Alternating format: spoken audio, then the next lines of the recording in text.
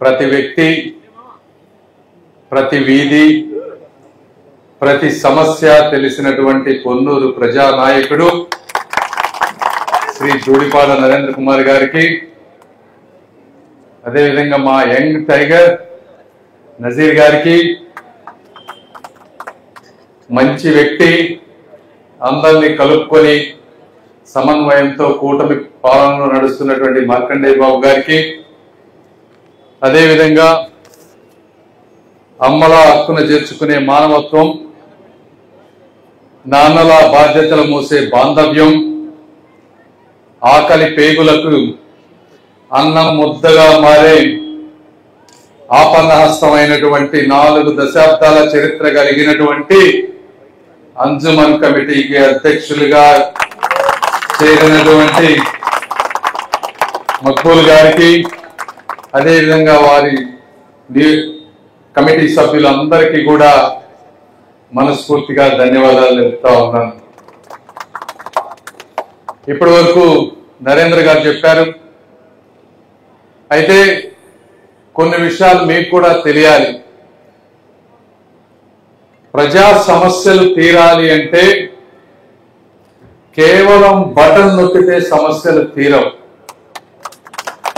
Button నొక్కితే bank నుంచి బ్యాంకుకు డబ్బు వెళ్తుందే తప్పించి ఉత్పత్తి రాదు.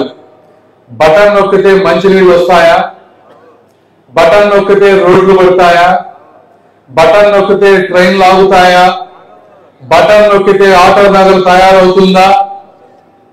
బటన్ నొక్కితే షాదీఖానా తయారవుతుందా? బటన్ నొక్కడంతో పాటు ఇలాంటి సమస్యలు ఉన్నాయని ఫస్ట్ తెలుసుకోవాలి. ఈ సమస్యలను పరిష్కరించాలనేటువంటి ఒక బలమైన సంకల్పం ఉండాలి. మూడోది, దాన్ని ఎలా తీర్చాలనేటువంటి ఒక ప్రణాళిక ఉండాలి. రకరకాల అధికారులు అందరినీ కలవాలి.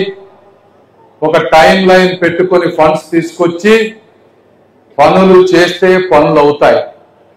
ఇలాంటివి కావాలంటే ఎక్కడైనా సరే అక్కడి నుంచి ఇక్కడ వరకు ఒక బలమైన నాయకత్వం ఉండాలి. ఇంట్లో కూర్చుంటే ఒక్క పని కూడా కాదు.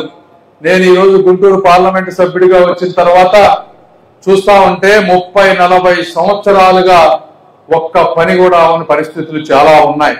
ఒక ఓవర్ బ్రిడ్జెస్ కానీ, లేకపోతే చెరువులు మొత్తం పూడిపోయిన చెరువులు కానీ, లేకపోతే పడిపోయిన ప్రహరీ గోడలు కానీ, స్కూల్స్ చుట్టూ ఇలా అసంపూర్తిగా మిగిలిపోయిన షాదీఖానాలు కానీ, కొన్ని వందలాది సమస్యలు ఉన్నాయి ఈ రోజున. అయితే మీ అందరూ ఒకటే గుర్తుపెట్టుకోండి, ఇక్కడ ఉన్నటువంటి నరేంద్ర గారు నిరంతరం వారి సమస్యలు వాళ్ళు చెప్తా ఉంటారు. మేము కూడా అన్ని కూడా 8-9 నెలల్లో తీర్చాలంటే సాధ్యమయ్యేటువంటి పరిస్థితి కాదు కూడా. మీరు దయచేసి అర్థం చేసుకోవాలి. అయితే మాకు మీ సమస్యలు తెలుసుకోవాలనే ఒక బలమైన సంకల్పం ఉంది. అవి తీర్చాలనే కోరిక కూడా ఉంది అని మీ అందరికి నేను తెలియజేస్తా ఉన్నా. వీటిని ఏ విధంగా తీర్చగలమో అన్ని విధాలుగా కూడా కృషి చేసి వాటిని తీర్చే బాధ్యత మేము తీసుకుంటాం. ఇప్పటి వరకు నాకు కూడా పూర్తిగా నియోజకవర్గంలో పూర్తి సమస్యల మీద కంప్లీట్ గా పట్టు రాలేదు పొన్నూరు మీద. ఎందుకంటే గుంటూరులో కొన్ని వందలాది సమస్యలు ఉన్నాయి. 10-12 లక్షల జనాభా ఉన్నారు. ఫస్ట్ ఆ ప్రాంతాన్ని ఫిక్స్ చేయాలని చెప్పి దాని మీద ఒక యుద్ధ ప్రాతిపదికన ఒక హాస్పిటల్ కానీ, ఓవర్ బ్రిడ్జెస్ కానీ అవన్నీ చేసుకుంటా వస్తా ఉన్నాం. ఎక్కడైతే నాకు అవగాహన ఉందో నా గ్రామీణ ప్రాంతంలో ఉన్న నిధులన్నింటినీ తీసుకొచ్చి PMJSY రోడ్లు కానీ, ఇంకోటి కానీ పొన్నూరు లాంటి ప్రాంతాలకు చేస్తా ఉన్నాం. ఈ రోజు ఇక్కడికి వచ్చినప్పుడు మీరు కొన్ని చెప్పారు, ట్రైన్స్ ఏ విధంగా ఇబ్బంది ఉన్నాయని. వాటి మీద మంచి అవగాహనతో ఒక డేటా తీసుకొని ఎక్కడెక్కడ ట్రైన్లు ఆగుతున్నాయి, మీకంటే తక్కువ జనాభా ఉన్న ప్రాంతాల్లో ట్రైన్లు ఎందుకు ఆగుతున్నాయి, మనకి ఎక్కువ జనాభా పెరిగితే ఇక్కడ ట్రైన్ ఎందుకు ఆగటం లేదు, ఒక ప్లాన్ ప్రకారం ఒక క్వశ్చన్ చేసి ఏ సాధ్యమో అవి కూడా తీసుకొస్తాం. అది నేను ఆ బాధ్యత తీసుకుంటాను. ఒకవేళ చేయలేకపోతే ఎందుకు చేయలేకపోతున్నాం కూడా మీ అందరికీ చెప్తాం క్లియర్ గా. ఇందులో వాస్తవాలు అబద్ధాలు చెప్పాల్సిన అవసరం లేదు. రెండోది, ఆటో నగర్ అడిగారు, దానికి కూడా స్థల సేకరణ చేయాల్సిన అవసరం ఉంది. చుట్టుపక్కల ప్రాంతంలో పార్టీ తెలుగుదేశం కూటమి ప్రభుత్వం వచ్చాక స్థలాల రేట్లన్నీ విపరీతంగా పెరిగాయి. ఒక్కొక్కసారి అది కూడా ప్రాబ్లమే. దానికి అవసరమైన స్థలం ఏ విధంగా సేకరించాలి, ఆటో నగర్ మీ చిరకాల కోరిక అనేది ఈ రోజే నాకు తెలిసింది వాస్తవంగా. దీన్ని కూడా ఏ విధంగా చేయాలనేది ఒక పక్కా ప్రణాళికతో ముందుకు వెళ్తాం. అవి కాకుండా నరేంద్ర గారు చెప్పారు గవర్నమెంట్కు పెట్టి ఈ సంవత్సరం యాక్చువల్గా నాకున్న 70 లక్షలు ఎంతో ఉంటే అవి నరేంద్ర గారికి ఇచ్చాను. వారు ఎక్కడక్కడ కొన్ని సర్దారు. మళ్ళీ రేపు 2 నెలల్లో మాకు కొంత ఎంపీ ల్యాండ్స్ వస్తాయి.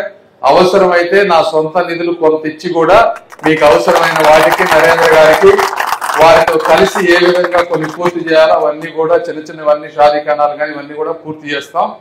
ఇవే కాకుండా వారు చెప్పినట్టు ఒక స్కిల్ డెవలప్మెంట్ సెంటర్ కానీ ఇవన్నీ ముస్లిం సమాజంలో ఉన్నటువంటి పేదరికం మీద నాకు కూడా అవగాహన ఉంది. వారు చెప్పినప్పుడు పేదరికం నుంచి బయటపడాలంటే 1 స్కిల్ ఉండాలి, 2 ఎడ్యుకేషన్ ఉండాలి. దయచేసి మీరు కూడా పిల్లల్ని చదివియండి. మీరు పిల్లలు చదివించడం కోసం ఏదైనా అవసరం అయితే ఆ స్కూల్స్ బాగు చేయటం కానీ నేను కూడా CSR ఫండ్స్ కొన్ని తీసుకొచ్చి తప్పకుండా స్కూల్ ఎడ్యుకేషన్ విషయంలో ప్రత్యేక శ్రద్ధ తీసుకొని చేస్తాం. ఎందుకంటే నేను ఈరోజు మాట్లాడుతా ఉన్నానంటే నేను ముస్లిం సోదరుని కాకపోయినా కూడా నేను కూడా పేదరికం నుంచి వచ్చిన వ్యక్తిని. నాకు తెలుసు ఎలా ఉంటుందో. ఈ రోజు ఇలా మాట్లాడుతున్నానంటే నన్ను మాట్లాడించే విధంగా చేసింది చదువు. కాబట్టి దయచేసి మీరు కూడా అందులో శ్రద్ధ తీసుకుంటే మేమందరం చేయి కలిపి అందరం ముందుకు వెళ్తాం. అదేవిధంగా తెలుగుదేశం పార్టీ ఈరోజు చూస్తా ఉంటే ఇప్పుడే చెప్తా ఉన్నారు ఇమాం మౌజంలో మిగిలిపోయినటువంటి 50 కోట్ల రూపాయల డబ్బు రిలీజ్ చేశారు. అదేవిధంగా కార్పొరేషన్లు కానీ మీకు కావలసిన ప్లాన్లు కానీ అన్ని కూడా చంద్రబాబు నాయుడు గారు ఒక ప్రణాళికాబద్ధంగా ఎక్కడ ఏమి చేయాలో అవన్నీ చేసుకుంటా వస్తారు. రాష్ట్రం ఇంత ఆర్థిక క్లిష్టమైన పరిస్థితుల్లో ఉన్నా కూడా ఆయన కూడా ఓపికగా ఇవన్నీ చేస్తారు. ఆయన ఎంత కష్టపడతారో బహుశా చాలా మందికి తెలిసి ఉండకపోవచ్చు. నేను ఢిల్లీలో ఉంటాను కాబట్టి 2 వారాలకు ఒకసారి వస్తారు. ఆయన 2 రోజులు వస్తారు. పొద్దున్న నుంచి సాయంత్రం 12, 1 ప్రతి మంత్రిని అడిగిన చోటి అడిగి ఇవ్వలేమన్నా సరే ఇంకొక రూపంలో చెప్పి ఈరోజు రాష్ట్రానికి ఫండ్స్ యాక్చువల్ గా మీకు కొంతమందికి బీజేపీ అంటే ఇష్టం ఉండకపోవచ్చు. నేను దాన్ని ఏమి కాదని ఎవరి మనోభావాలు వారివి. అయితే ఈరోజు ఆంధ్ర రాష్ట్రానికి ఆక్సిజన్ ఇస్తుంది సెంట్రల్ గవర్నమెంట్. ఎన్నో వేల కోట్ల రూపాయల ఫండ్స్ మేము తీసుకొచ్చాం రకరకాలుగా. ఈరోజు గుంటూరులో 4 ఓవర్ బ్రిడ్జెస్ దాదాపు 400 కోట్ల రూపాయల్లో తీసుకొచ్చామంటే అందులో రూపాయి కూడా స్టేట్ గవర్నమెంట్ మీద భారం పడకుండా సెంట్రల్ గవర్నమెంట్ నుంచి తీసుకొచ్చాం మేము. సో ఎవరితో ఎలా మాట్లాడాలి, ఏ విధంగా స్నేహస్తం అందించాలి, ఏ విధంగా అంతిమంగా మా గోల్ అంతా కూడా ఎప్పుడు కూడా ఆంధ్ర రాష్ట్ర ప్రజానీకానికి ఏ విధంగా మంచి చేయాలనే దాని మీద ఉంటుంది తప్పించి మాకు వేరే ఉద్దేశం ఏమీ లేదని మీరందరూ గ్రహిస్తారని మనస్ఫూర్తిగా కోరుకుంటా ఉన్నా.